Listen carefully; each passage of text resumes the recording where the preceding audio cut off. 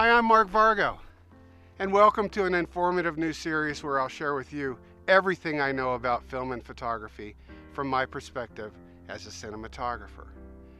We have a lot to cover, and some of it's technical. Here's my philosophy.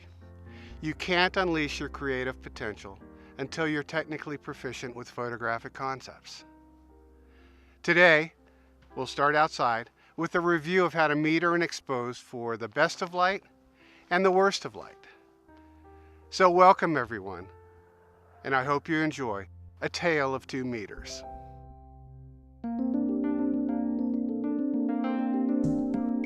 This is an incident meter, and it reads light falling on the dome. You hold this meter in front of the subject and point the spherical dome toward the camera. A reflective or spot meter reads the light reflected off of the subject and requires an understanding of the zone system to determine an f-stop. A spot meter wants to put everything it reads at zone 5 or neutral gray.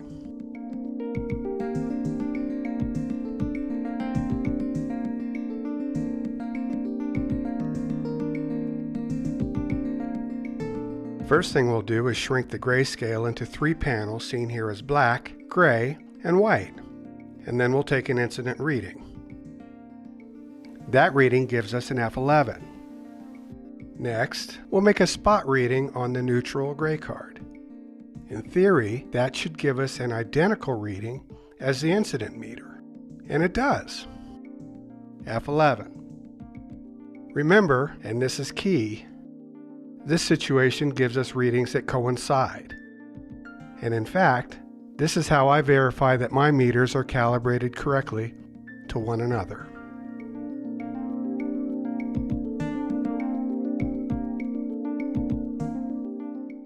Let's take a spot reading on the black card now. 5-6. That's 2 stops open from the gray card reading. Why? Because the spot meter gives F numbers that make everything it sees neutral gray. Can black turn neutral gray? At 5-6 it can. A reflective reading on the white card gives us an F22. That's 2 stops closed down from the gray card reading. This must mean that the white card will turn gray if photographed at 22. Can white turn neutral gray?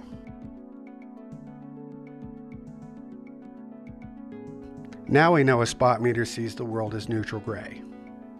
Because of that, if you spot meter snow and don't want it to turn out neutral gray, open up at least 3 stops from your reading. Compensating for a black cat means you'll have to go in the other direction. You'll need to close down at least 3 stops. Welcome to the zone system. Determining proper exposure is a critical part of our job as cinematographers. Choosing an f-stop is a 2-part evaluative process. It's technical and creative. On the technical side, there are 3 factors required for determining an exposure setting. The ISO, that's the sensor or emulsion sensitivity. The shutter speed, which is dictated by the frame rate of the camera. And the f-stop, which is the number that refers to a given diameter of the aperture in a lens.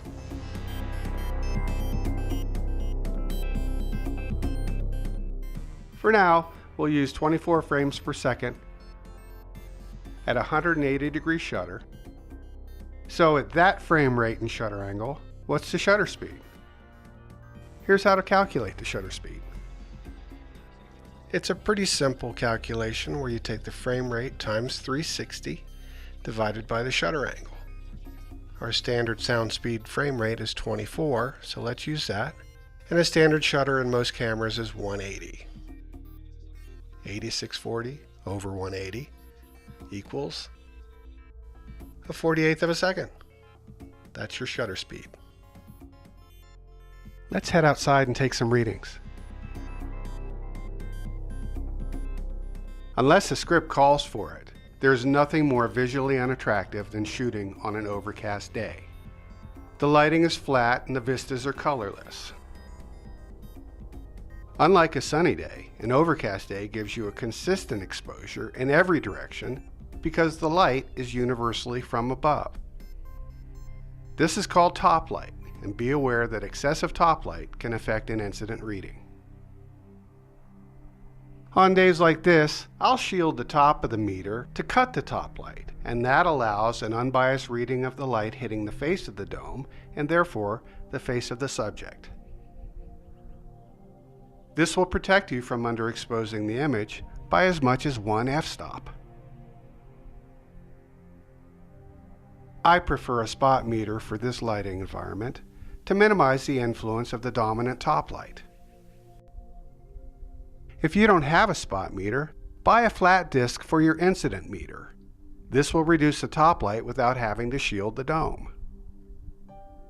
4 different ways to meter an overcast day, and 4 different results. I checked the histograms, and the unshielded reading was indeed 1 stop underexposed, the shielded version a little bit overexposed. The flat disc and spot readings yielded excellent exposures. And if the forecast calls for it to clear off by midday, try and shoot all your wide shots first, and then when it becomes sunny, make shade for the coverage. Reduce the ISO on your meter for sunny conditions, discussed in our next section.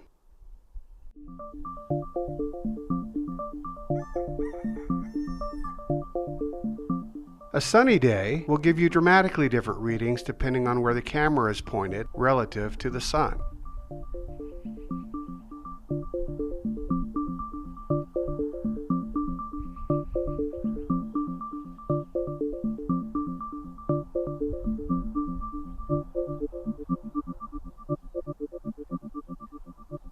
I find that an incident meter with the dome attachment works best on sunny days. The illuminated dome gives you the truest angle of where the sun is relative to the subject.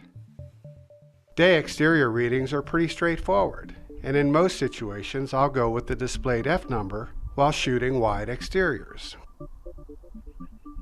You can use an incident meter for backlight readings, but in my experience, a spot meter is a better tool for a precise exposure that protects delicate density values. Values that could be unprintable or possibly lost entirely if improperly exposed while using a digital camera system.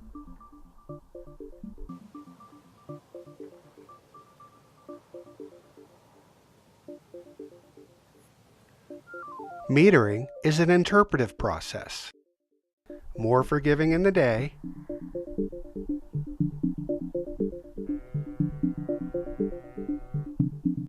but beware, far less so at night where there isn't as much latitude for printing.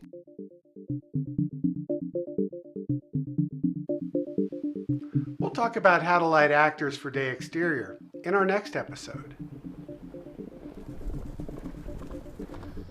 Filming actors outside requires extra crew, grip, and lighting equipment to manage and keep the look consistent throughout the day. Actors add a whole different level of complexity to the photographic process, and in turn, dictate how you manage your valuable shooting time. Go. I primarily use a spot meter now, and not just because I'm comfortable with the zone system. Certain photographic events aren't measurable with an incident meter. For example, when the subject is very far away. In this case, aerial photography. Explosions. Blue screen and green screen photography, where you must balance the reflected screen value to the foreground subject's nominal exposure. How about smoke? Moonrises. Monitors. Underwater work. And don't forget sunsets. These examples all require a reflected reading. Oh, by the way, we'll talk about filters one day, but for now, if you use them, don't forget to adjust your ISO for their absorption factor.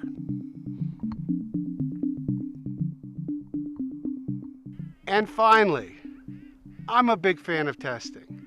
Test, test, and test some more. It's time well spent, you'll work more efficiently, and you'll arrive on set with a lot more confidence. I hope you can apply some of the tips from the video. They sure have helped me in my career. Well, that's it. From Big Sky Country, adios for now. I'm Mark Vargo.